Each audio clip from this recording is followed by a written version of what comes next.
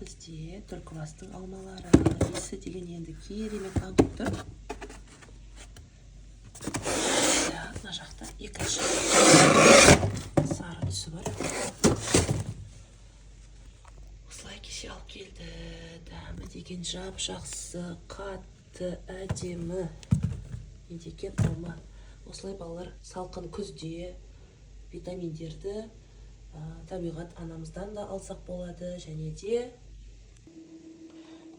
осылай күнделікті витаминді діреміз. Бұл күн сәулесінен алынатын, организмдегі 200-ден аса процеске қатысатын витамин болғандықтан, бұны күнделікті барлық жаңа туған баладан, яғни бір айлығынан 15 күндігінен бастап профилактикалық дозасын және қартайғанша ішіп тұруымыз керек. Енді әртүрлі формасы бар, бірақ өте ыңғайлы. Бұлай себе салғанға да ыңғайлы. Және осындай нони деген согымыз, құрамында дмая деген өнім бар. Бұл гранатовый сок. Тоже ішінде 200-ден аса минералдар бар. Қанның құрамындағы железаны көтереді. Жалпы организмдегі окисление дейміз ғой, қышқылдану процесін басады. Қышқылдану бар жерде бізде барлық қабыну процесстер жүреді. Ал соны осы өнім барлық целостность дейді ғой, целостностіне деген организмді полный реттеп барып көтереді. Одан кейін балалардың ішіп жүргені бізде осылай кальций таблетка түрінде қытырлатып жей береді. Және де коллаген деп белок, протеин салмақ қосуға, ет жемейтін балдарға, сосын жерде бұл ішектің жүйесін реттейді. Пребиотик деп бір қарасаңыздар, мені пребиотик көрсетейін. Пребиотик бұл ішекті реттейді. Бізден малина дәмімен қараңыздар, малина вкуспен. Смузи ретінде, коктейль ретінде, немесе вафли қылып пісіріп те беруге болады.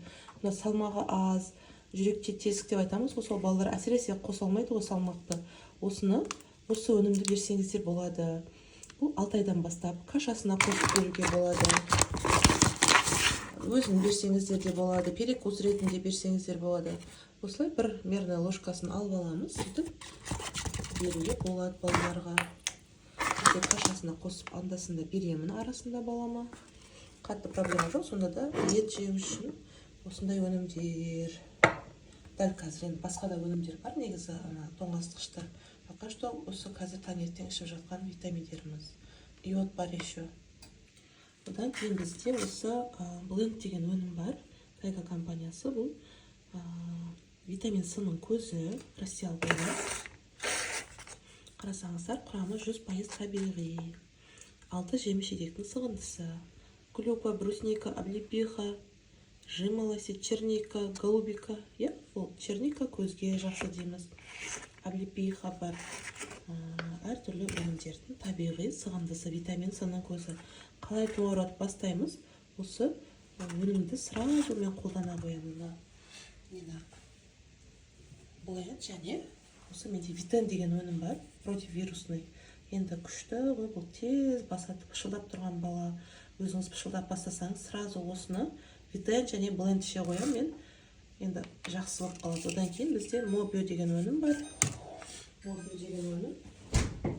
Мобио деген өнім бұл ішектің флорасын реттейді, іш қату, іш кебу, жаңа туған бастап, жаңа туған балаларды осы өнім кәдімгідей құтқарушысы деп айтсам болады. Іш кебу, іш қату кезінде, өте колика кезінде жақсы.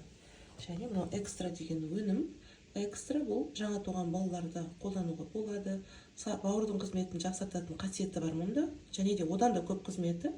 Бұл бізде осы екі өнімді балалар сарғыштану кезінде, жылтуха кезінде осыны бере қоямыз. Өте жақсы көмектеседі. Мына ішек жүйесін реттейді, мынау бізде бауырдың қызметін реттейді.